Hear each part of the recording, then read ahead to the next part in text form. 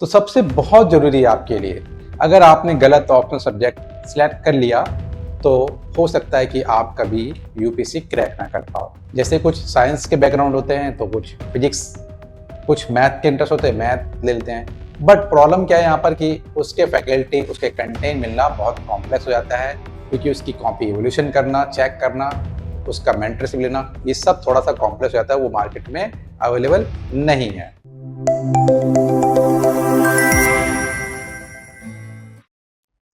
Hello everyone, this is Prashant Kumar. I have more than 5 years experience in the UPSC field, and I provided a lot of result in UPSC, and many students got selection in UPSC. So on the basis of my experience, I will provide you mentorship and other program, right? तो चलिए हम बात करते हैं यहाँ पर, आज जो है यहाँ पर मेंटरशिप प्रोग्राम के बारे में। तो सबसे बड़ी एक हर्डल रहता है कि यहाँ पर मेंटरशिप प्रोग्राम में ऑप्शनल सब्जेक्ट के ऊपर, क्योंकि यहाँ पर ऑप्शनल सब्जेक्ट आपका 500 मार्क्स का है, जो कि एक तरह से रैंक भी डिसाइड करता है और आपका सिलेक्शन भी। तो सबसे पहले मैं बात करूंगा यहाँ पर कि आपको ऑप्शनल सब्जेक्ट कौन सा लेना चाहिए। ठीक है, पहले पॉइंट हम बात करेंगे यहाँ पर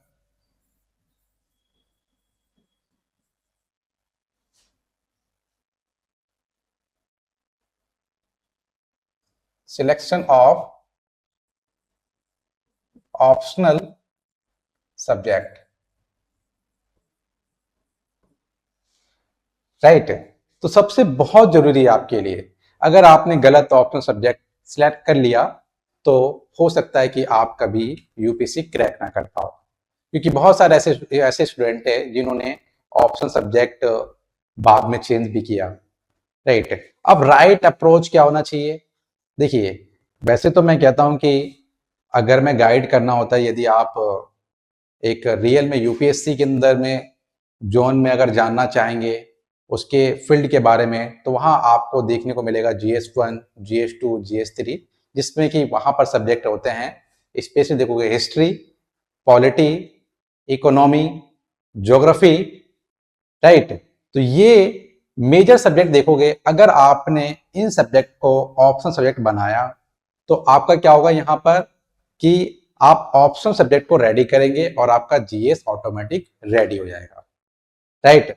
तो यहाँ पर ओवरलैप होता है यहाँ पर सिलेबस में।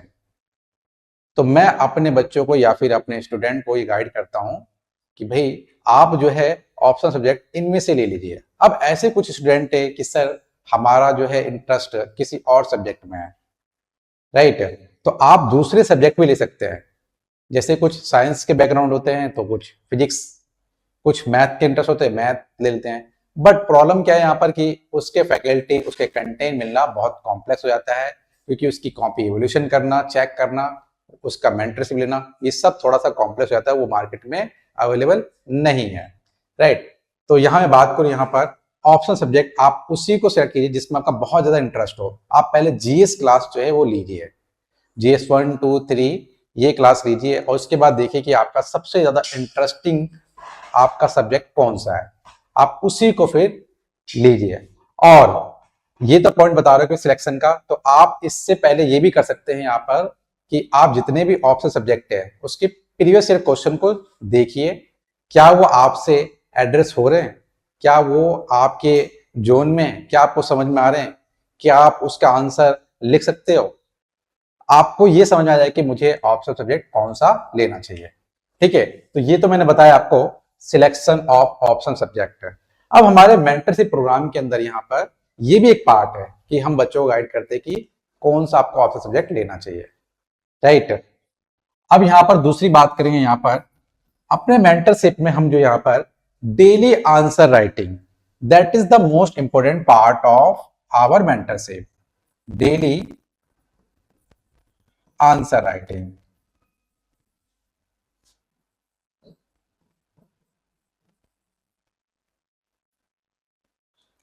क्योंकि ये एग्जाम ही ऐसा है कि यदि आपने आंसर नहीं लिखा या फिर आंसर की प्रैक्टिस नहीं करते तो कभी आप यूपीएससी के अंदर आप मेंस एग्जाम कभी भी क्रैक नहीं कर पाओगे, राइट। सारा जो खेल है जो इसके अंदर यूपीएससी के अंदर वो आंसर पे डिपेंड करता है।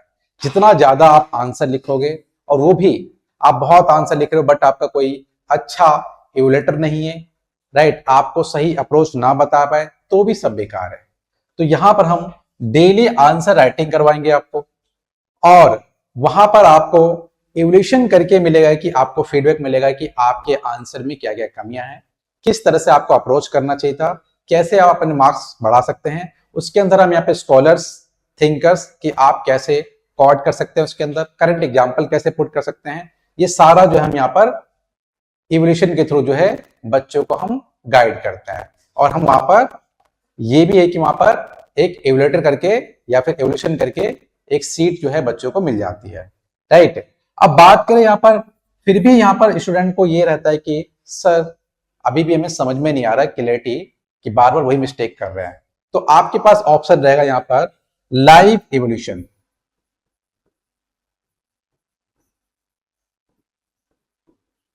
लाइव इवोल्यूशन का मतलब है कि यहाँ पर हम लोग जो है यहाँ पर लाइव आपकी कॉपी जो है इवोलेट करेंगे आपके सामने, राइट। अब उसके अंदर हम बताएंगे कि आपका अप्रोच कैसा था, क्वेश्चन की कोर डिमांड क्या है, क्या क्या आपने कमियां की है। तो आप ये सभी जानते हैं कि जितना फेस टू फेस समझ में आता है उतना हमें रिटर्न में नहीं आता है। ये मैंने देखा, तो इसलिए हमने यहाँ पर लाइव इवोल्यूशन भी रखा हुआ है, ताकि स्टूडेंट को कोई भी प्रॉब्लम ना हो, राइट। अब इसके साथ साथ जो हम यहाँ पर देखेंगे कि डेली आंसर दे रहे हैं हम यहाँ पर, साथ में हम यहाँ पर मिनी टेस्ट भी कराएंगे आपका। मिनी टेस्ट, मिनी टेस्ट का मतलब होता है कि यहां पर हम आपका 15 डेज, 10 डेज या 30 डेज, इसमें आपका जो है कोई भी टॉपिक फिनिश होता है या 2 टॉपिक फिनिश होते हैं, उसके ऊपर हम आपका टेस्ट लेंगे, जिसमें कि 5 क्वेश्चन हो सकते हैं, 7 क्वेश्चन हो सकते हैं, 10 क्वेश्चन हो सकते हैं, right. It's depend on topic और उसका रेलेवेंस कितना है यूपीएससी के अंदर, उसके बेस पे यहां पर हम क्वेश्चन को पुट करते हैं। और बात करें हम यूपीएससी के स्टैंडर्ड के बेस पे हम यहां पर क्वेश्चन को रखते हैं, राइट। तो यहां पर आपका ये बेनिफिट होगा यहाँ पर मिनी टेस्ट, और इसके अलावा यहां पर हम जो है फुल लेंथ टेस्ट भी देते हैं। फुल लेंथ,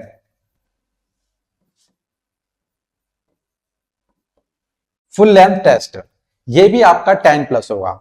अब आपके पास देखिए, डेली आप लिख रहे हैं, मिनी टेस्ट लिख रहे हैं, फुल लेंथ टेस्ट लिख रहे हैं। अब आप सोचिए कि आपके पास कॉन्फिडेंस कितना ज्यादा होगा।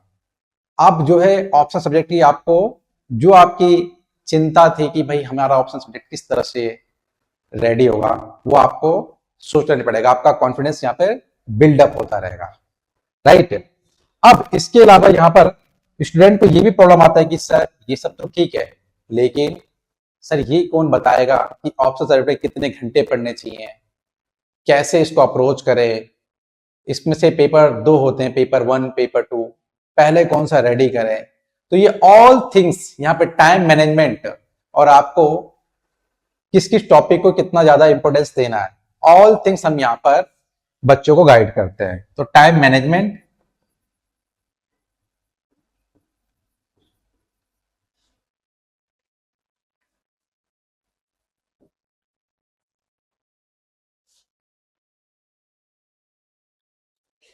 तो टाइम मैनेजमेंट की बात करें यहां पर, और यहां पर अप्रोचेस की बात करें यहां पर उनकी स्ट्रेटजी, स्टडी की स्ट्रेटजी कैसे होगी यहां पर, ये भी हम यहां पर बताते हैं।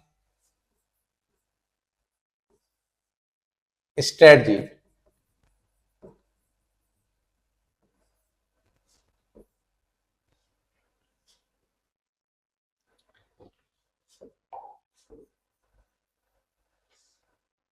स्ट्रेटजी की बात करूं मैं यहां पर, तो स्टडी स्ट्रेटजी, स्टडी स्ट्रेटजी की बात कर रहा हूं यहां पर, कि आपको किस तरह से जो यहां पर स्ट्रेटजी जो है बताया जाएगा, कैसे आपको करना है, ठीक है, वो स्ट्रेटजी को फॉलो करना है, राइट। तो ये सब चीज जो है यहां पर मेंटरशिप के अंडर में आएगा। और डाउट सॉल्विंग,